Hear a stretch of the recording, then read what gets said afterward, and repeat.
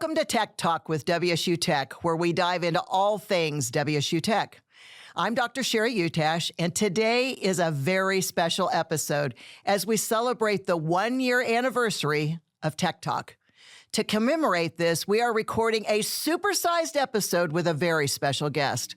I am so honored to be joined today by none other than the 15th president of Wichita State University, Dr. Rick Muma. Welcome, Dr. Muma. Yeah, great. It's great to be here. Thanks. Yeah. So excited to have you on Tech Talk today and to talk about all the things happening. Yeah, and we go way back. We do. And even our families go even further back. Gosh, yeah. We should tell that story. Yeah. Well, as you know, your father was the vice president for administration and finance at the university for over 50 years. Mm-hmm. And he hired my grandfather back in when the university was moving into the state system in the mid-'60s. Mm-hmm. And so yeah, they worked together. And yeah.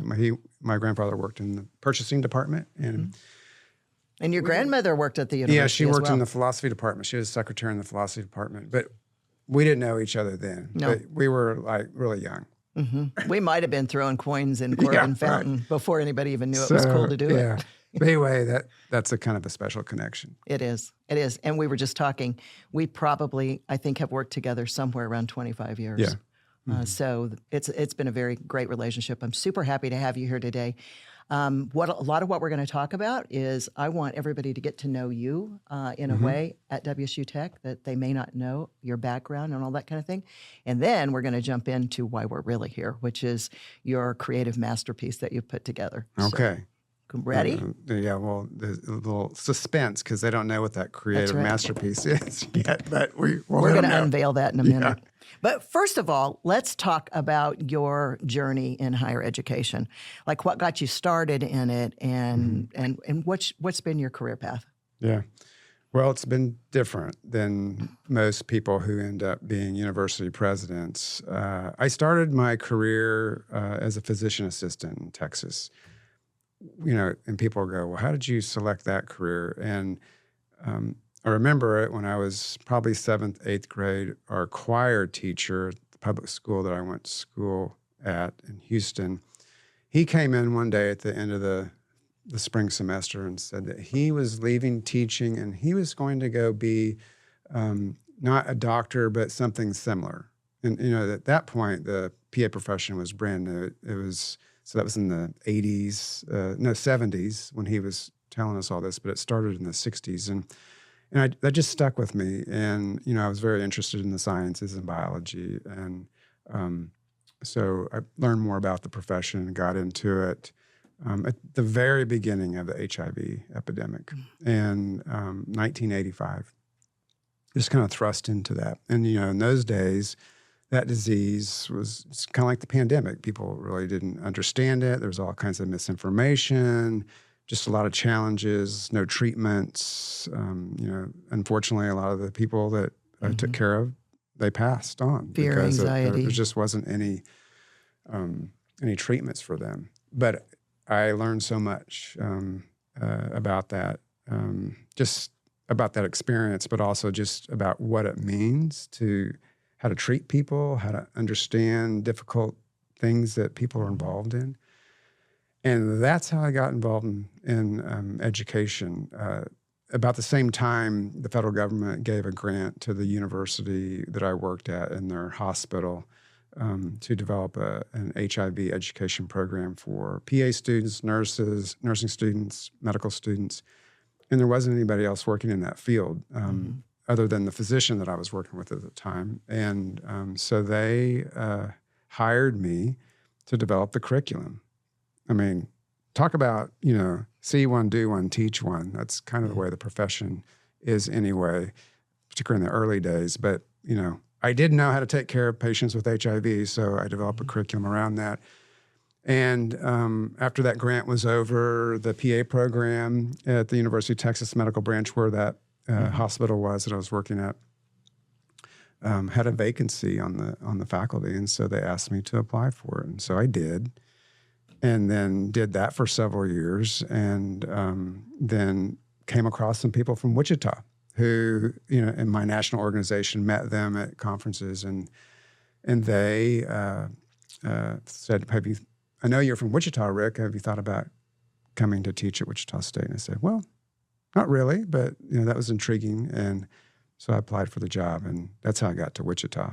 And so basically been here ever since. And then, as you know, in your own career, an opportunity opens up, you walk through the door and you go through it, and all of a sudden, the next thing you know, you're the president of, That's right.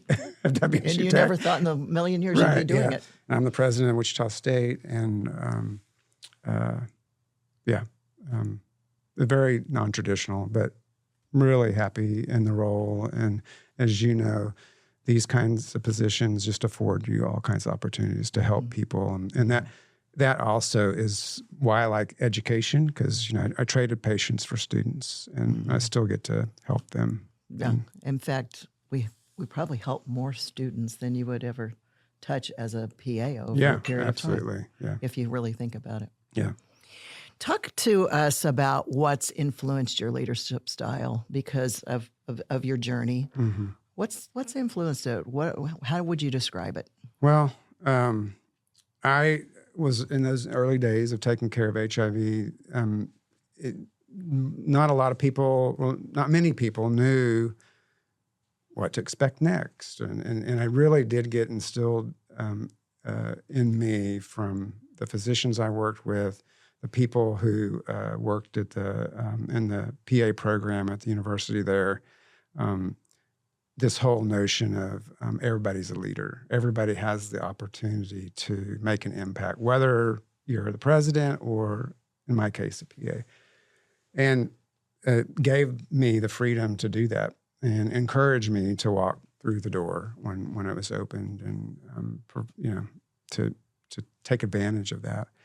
And I guess that's kind of my approach is get the right people around you and tell them what the priorities are, or decide together what the priorities are, and let them be who they are and what they do best to move things forward. And that's kind of my approach.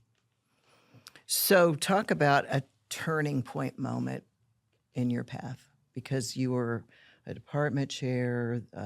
You were a program chair, department chair, then in the provost office.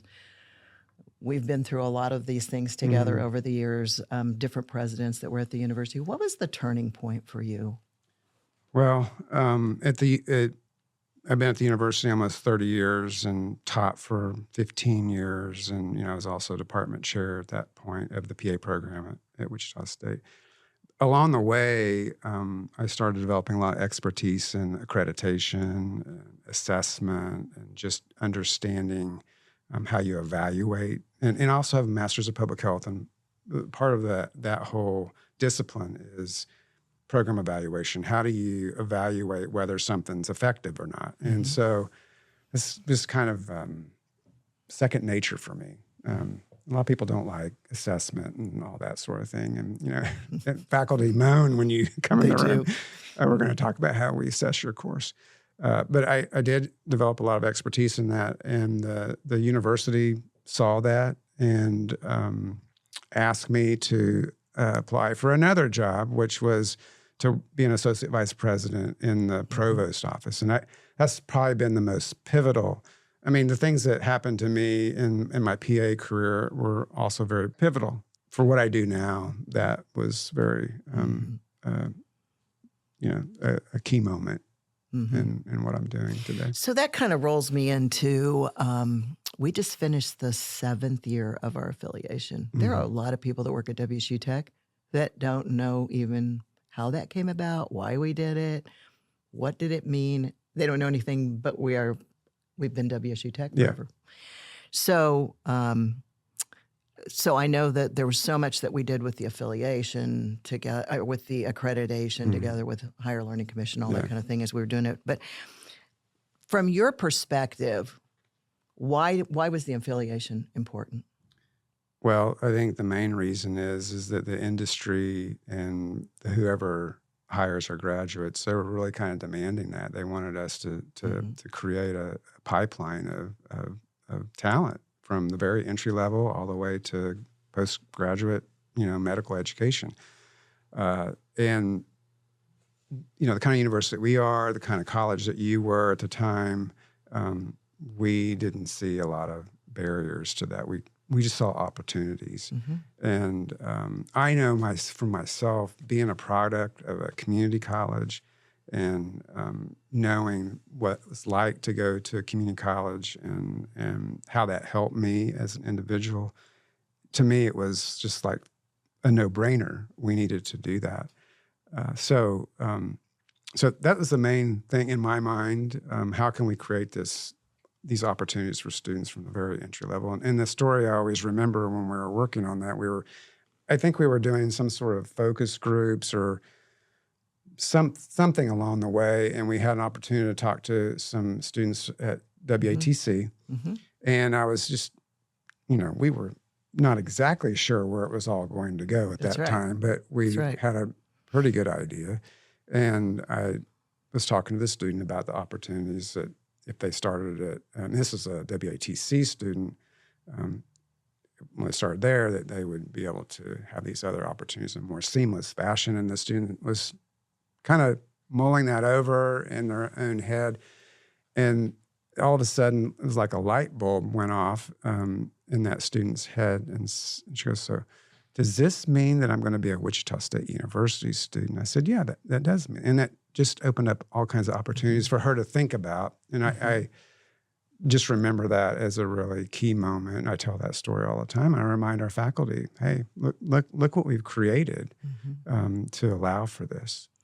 So looking back on that, and so we just finished our 7th year, but you and I worked on this for probably three years. I mean, it's been a good 10 years that we've been doing this. As we were going through that, what do you remember being the most challenging thing as we were trying to put the affiliation together? Other than all those hundreds of pages of documents that we had to put together for the Higher Learning Commission. For the Higher Learning Commission. Well, on the WSU side, I think faculty were wondering how this was going to affect the university. They're always worried, we're just going to be a technical school. And so there was a lot of conversations that had to be completed there. And then just the other things that you don't think about, the behind-the-scenes things, well, what does this mean in terms of technology? What does this mean in terms of our student information system? Just working through all those. And I think we got to a good place, and I think things changed over time of what we were thinking about and how the relationship was going to be. But just those were not hard or, just tedious time spending going through all of those. But we've also morphed since then into a lot of different ways. So, yeah. And, like IT is an example, the financial aspects and how we roll up our finance, all those kind of things have kind of organically happened over time. And I'm imagining that'll continue to happen. I think so, because I remember having conversations and we could think of all the things that we thought would happen as a result of the affiliation. But I think one of the things that kept coming up is there's so many things that are going to happen because of this that we could never think about. So what's maybe one or two of those things that have happened because of the affiliation that maybe we didn't predict or we didn't expect? Well, I think an obvious one to me is the Wichita Biomedical Campus. And probably if we were separate, we wouldn't be having this relationship that we're going to have in the facility that we're building downtown. And to me, that is probably one of the most impactful things that we're going to do together in this community around healthcare and creating a talent that is obviously the very entry level all the way to postgraduate medical education. I don't know of another example across the country where that's the case. There's lots of examples of health science centers, which basically what we're essentially building, of undergraduate nursing and graduate health programs, and of course medical school and PhD research, but you don't see a technical school in the mix. No. And I think that just brings all kinds of other opportunities that we hadn't even thought about. You all have the culinary school, so there's food is central to our health. So that shouldn't be, medicine. that shouldn't be well, that is a no-brainer in my mind, but it shouldn't, be something that we shouldn't consider given the fact that you have this. And culinary medicine, that's not a fully developed area that we would have an opportunity to do. So it just brings those kinds of projects forward that we wouldn't be thinking probably. And I think that's one of the major benefits. That creates that interdisciplinary opportunity for students at all different levels, which is really great for the workings that they're going to do when they get in industry. But it also helps build self-efficacy and confidence in students and that kind of thing. Well, the thing is that in the workplace, everybody works together, but we spend all this time separating each of our disciplines over the years, and that just doesn't make sense. Then they go to clinicals, and they're supposed to work together, and they're all like, well, who are you? Right, what do you do? So, that's going to be the interprofessional aspect of it. It's going to be so that kind of speaks to a little bit of the question I would just have thinking about. And you and I talk about this a lot. Everybody wants to know what's next. And we're so busy doing so many things, right? Can you just slow it down a little bit? Could we just get one thing done? Right. But the expectation is you continue. So if you look on the horizon with the affiliation between the two of us, what do you see? Well, there's been several things that are starting to change in how we offer degrees and who offers degrees and how many credit hours, the new 90 credit hour degree. So I just think that, probably a lot of people that I work with wouldn't agree with this or want to even think about this, but I just think over time that this relationship that we have is going to make more sense than the traditional relationship, and to allow those kinds of things to happen.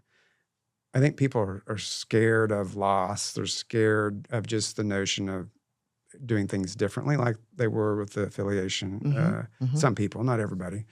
But I think I'm not an afraid person, and I don't think you are either. Not afraid to try it, because we can always go back to the way we did it. Because you can always re-reel it. But I think a lot of people are. So that'll be a challenge. We'll have to work our way through. But I think we're going to see more of that. Obviously, we're working on a dental school, and that's also going to include other kinds of dental providers like hygienists and assistants and other, maybe the next mid-level provider for dentistry. That's common in other parts of the country, but not here in Kansas. That's going to create other opportunities that we just don't know what will happen. And then the other part of the biomedical campus is this notion of a biomedical corridor and bringing in business and industry like we have on the innovation campus on the main Wichita State campus. I think that's going to create other opportunities and, create opportunities for research in your area that's not really been a focus. And maybe applied research at the lower level, the lower level of education. I tell everybody, 10 years from now, you're not going to recognize downtown Wichita. I mean, it's going to blow your mind. Oh, yeah. You can't even begin to wrap your head around, I think, what it's ultimately going to look like with all this.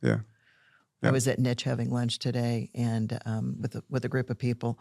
And when we went out, we were looking at the biomed and this particular individual said, I can't believe how tall it is. The last time I saw it, it was like 4 floors. Now it's 9 in the air. Yeah, it's a different perspective when you're right next to it on the ground floor. It's a very large facility.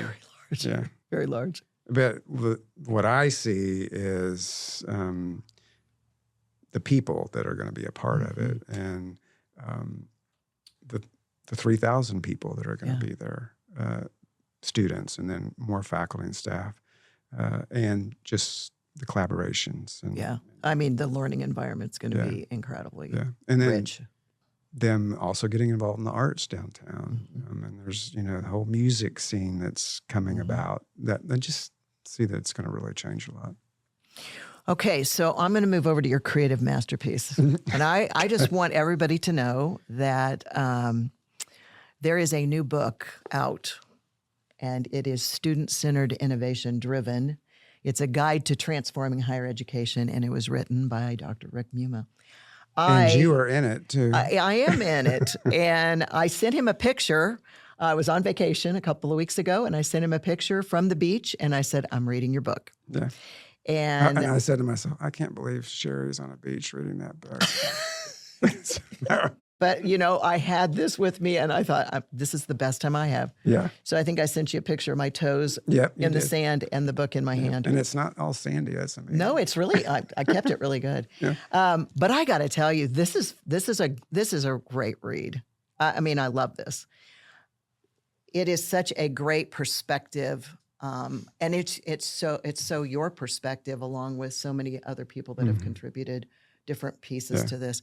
But it's a great story of the transformation of Wichita State University in the last 10 years. And you reference a lot in this book about applied learning and the benefits of applied learning for students.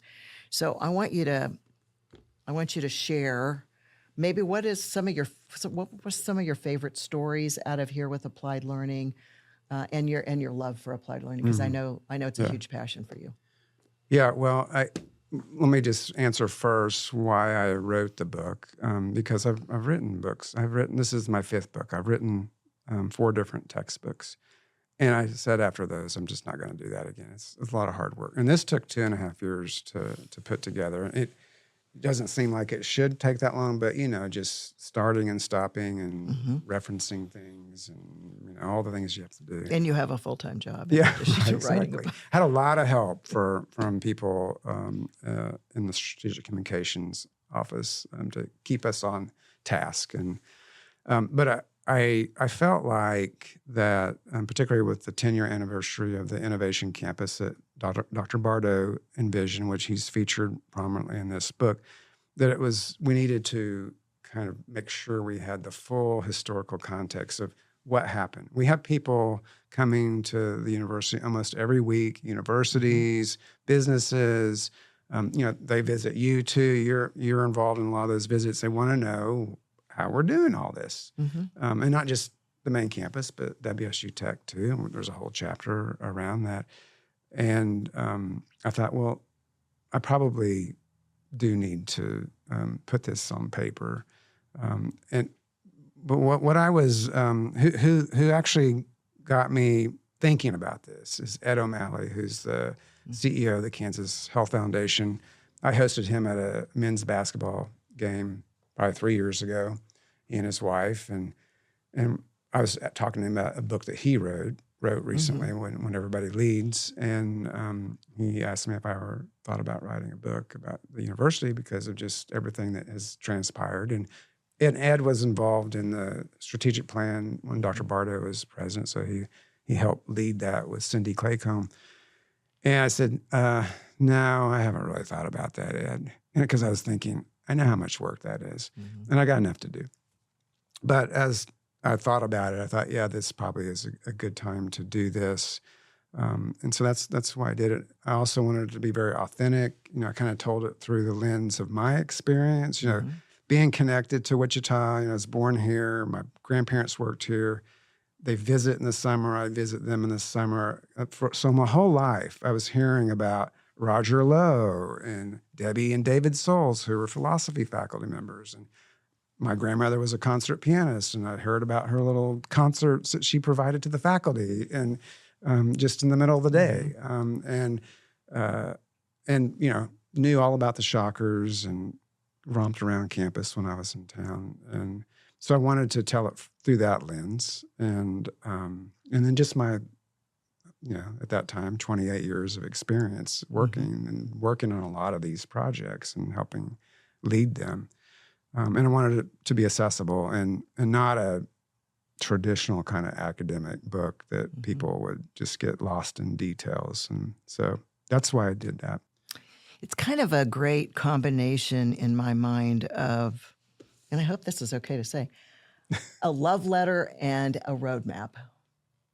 That's kind of what I see this when I read this. It's interesting that you say that. Kind of what I felt. So one of the individuals on here, Michelle Marks, she's now retired president at the University of Colorado, Denver, and I've got to know her. And we didn't put this in the quote, but that's what she said. Those Really? exact things. Yeah. She said that's what this That's how I reminds me of. felt reading this. Yeah. So that's interesting. Yeah. It is both personal, but also factual, telling the stories. You know, you asked me about some of my favorite stories. I think, the other thing that was important to me is that it needed to be awards and all, because if this is going to be useful to other people, they have to understand that this is hard work. Every day we're working on things that are hard. So I wanted to make sure they understood some of the struggles. So I think I'm kind of happy how all that came out there, because you remember them. Oh, yeah. And they're very clear. And you didn't put lipstick on them. You told them like they were. Yeah, because no one would believe me otherwise. And I think that's the other piece of this, that there's so much authenticity to it, because you showed the warts and the struggles and the wins throughout the transformation. But I'm telling you, if somebody's looking for a roadmap of how to do it, it's in there. And we also wanted to have questions for people to ponder at the end of each chapter. Yeah, and how in some of our things that we learned that weren't great, that we would have maybe have done differently. Yeah. Yeah. So it really speaks. I mean, you talk about student-centered, innovation-driven. That's been a constant before you were even a president. Before you were the president, when you were in the provost office, I remember that was what you talked about a lot. Well, it's kind of who I am as a PA. Literally, the PA profession in the early days, it's literally see one, do one, teach one. I remember that when I was doing my OB-GYN clinical rotation, it was an 8-week rotation at Baylor College of Medicine in Houston, the Texas Medical Center. I knew from my friends who had gone before me that I was going to have to deliver babies. Well, but not on my own, right? Yeah, you're going to deliver babies, because they had 20,000 deliveries there a year in this hospital, and they didn't have enough physicians to go around. And, cab drivers can deliver babies. Sure. And, firefighters. Right. So people as a can PA, learn. you were going to do this. Yeah, and I was just terrified about that. I thought, well, what if I drop one? I get slippery, And so, and I was just having nightmares about it leading up to that rotation. But, you're taught how to do it, and there's always someone there if you need them, that can come running into the room. And but, it was expected as a student, after I learned how to do it, to go do it. If there was an episiotomy, sew that up and get the patient into the recovery room and start all over.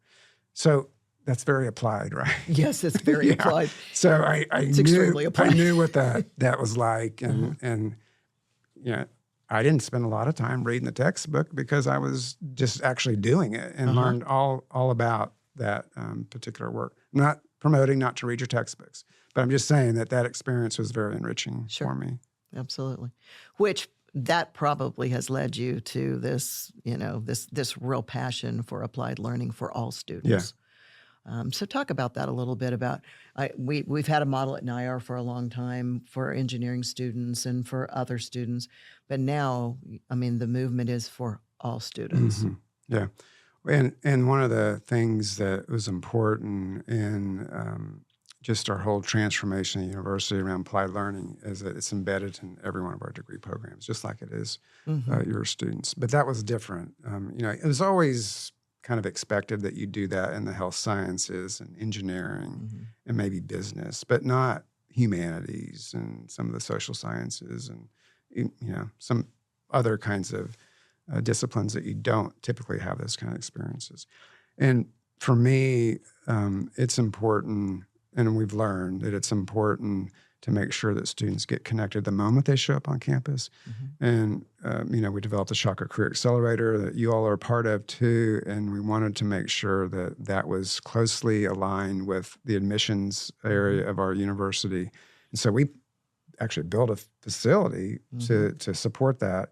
So students, when they came to learn about the university and with their parents or whoever they're with, they would obviously learn what it takes to get admitted and the degree programs, but they'd also see those career options that were available to them, and we want them to get connected the moment they show up. So that's, to me, that's the philosophy that's a little bit different, because a lot of times in 4-year programs, the applied experience didn't come until the very end. And that's sometimes too late. And we want students to start professionalizing the moment they show up.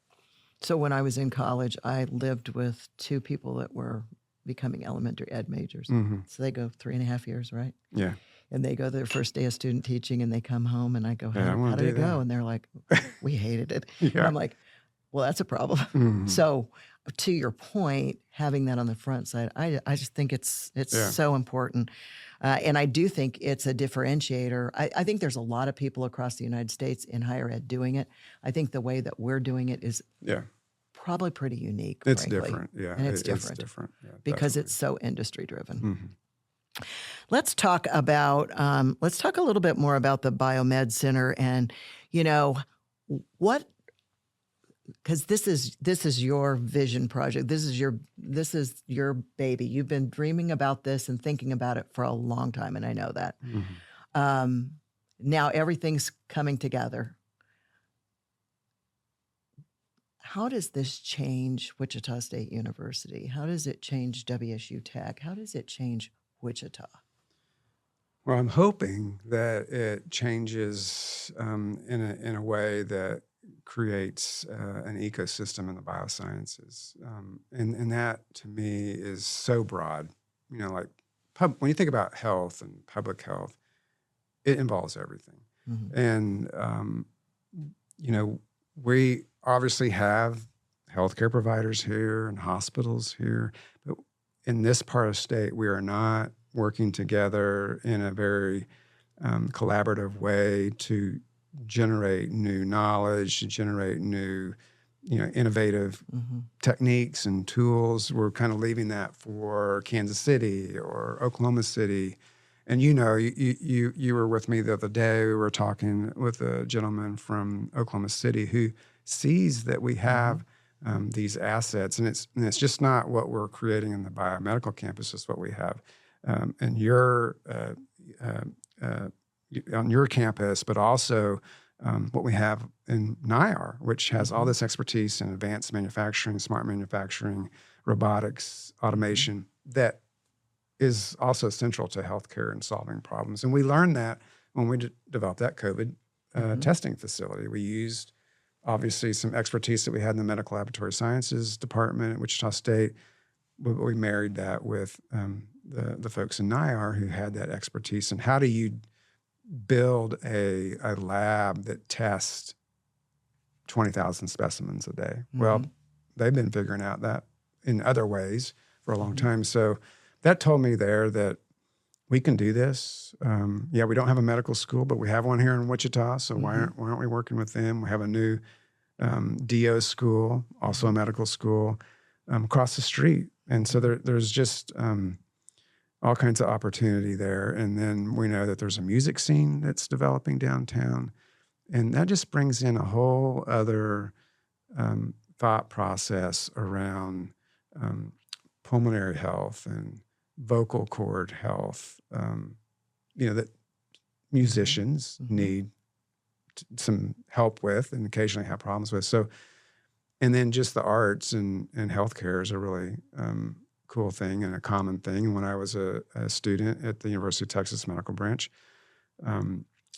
we had something called the Institute for Medical Humanities, which is basically the history of medicine and art around medicine. And we learned a lot of and applied a lot of what we learned about the history of medicine and art and medicine to learning anatomy, for instance, as a PA student. So to me, there's just lots of opportunities there. And then, ComCare's acute psychiatric services is going to be there. ComCare, not ComCare, Heart Springs neurodevelopmental pediatric outpatient clinic's going to be there. Just the synergy around that and the opportunities there are pretty incredible to think about. So these big things require big, bold leadership. And so if you were to give somebody advice how do you, what advice do you give people to be big, have big, bold leadership in higher ed? Because we know a lot of times that doesn't happen, but it is a unique characteristic of yours. What's your advice to people? Well, I have people ask me a lot of times about, what's it like being a president or a provost, or usually those two. I think I always tell them this. Well, first of all, neither one of us sitting here thought we were going to be president of That's correct. institutions. So That's right. I kind of think that that's better, because if we did think about it too much, then we may not have done it. And people don't understand just all the nuances of what it means to be a university president. They just think that we're like at luncheons and, shaking hands. And I see pictures of us doing this, and we are doing those things and cool things, but that's a small part of what we do. But I think I think the newer generation, they're just very impatient about, they want to be a CEO like the day they graduate from school. And I always tell people that you need to get really good at something, have a knowledge base, a deep knowledge base on something, and then springboard off of that, because you need something to fall back on, and to bring a certain level of respect to what you do. I think that's really key, and I always tell people that. I said it earlier that another aspect I think is important is that everybody gets to lead in their different way, no matter what. I think leadership is a behavior, not a position. And I think most people who study that would agree with that. And, don't wait for me or you or our provost to say, oh, go do this. Start working on some things that you think are important and, that are aligned with our priorities. Yep. And, that's the other thing. I think it's important that we, as in our roles, that we demonstrate we have clear priorities. And you don't have to do it exactly the way I'm thinking, but we all need to be going in the right direction. I think people appreciate that. There's some guardrails, because if you don't, people are just going all over the place. Chasing everything. Yeah. So I don't know if that answers your question. That's a lot of different things. So what excites you about the future? I know the biomed. What else? What are you thinking? Oh, Sheree, she's always thinking of, you're the thinker about the next thing. She's going to come up with some discipline that none of us have heard of in a couple of weeks, probably. What excites me about where we are right now, to be quite honest, yes, these things that we've talked about already, but I think the thing that's going to really drive us forward is just the clear alignment that we have, not only between our two institutions, but the city, the county, the state. They see this model as something that is going to be and is very useful. And I think you and I need to be able to articulate that needs to continue, because we're not going to be in our roles forever, and we need to leave it with some longevity and staying power.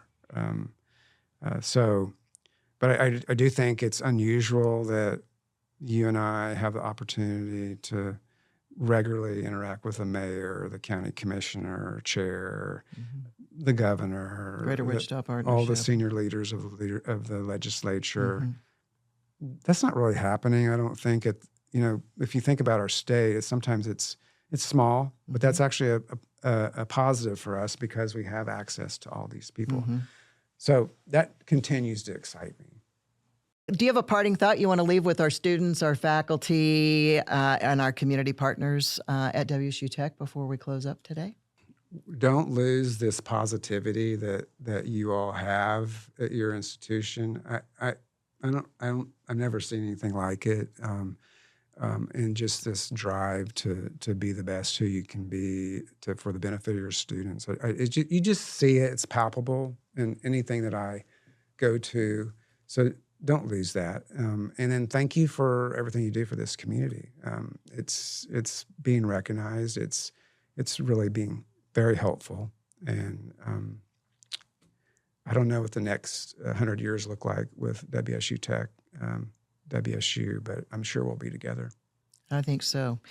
So one last plug, great book. It's a great read. It's a quick read. You should look at this, student-centered, innovation-driven, and you will find a little bit about WSU Tech in the book. Rick, I want to thank you for being here today. And your legacy is huge in this city, and it's going to be. And I'm sitting here thinking to myself that my dad and your grandfather, I think, would be very, very proud of the two of us. Yeah. And where that started so many years ago with the two of them, when the university wasn't Wichita State, it was Wichita University. Yeah. Well, it was University of Wichita. University of Wichita. Yeah. Yeah. Before it went in the state system. I think about that often, particularly what my grandfather would be thinking. He died, so your father hired him probably in 62 or 63, and he died in 1970. So he died young, so he didn't get to see a lot of, even before we got involved, some of the changes. But I think he'd be really proud. Well, I know my dad is. Yeah. He loves I know you. he is. Loves you. I hear He loves from you a him lot. Thank you for tuning in to this very special anniversary edition of Tech Talk with WSU Tech. As we celebrate 1 year of Tech Talk, we are reminded of how many inspiring stories live inside our college community. Thank you for being part of this journey with us. Be sure to subscribe so you never miss an episode. And until next time, stay connected and keep celebrating the incredible work happening here at WSU Tech.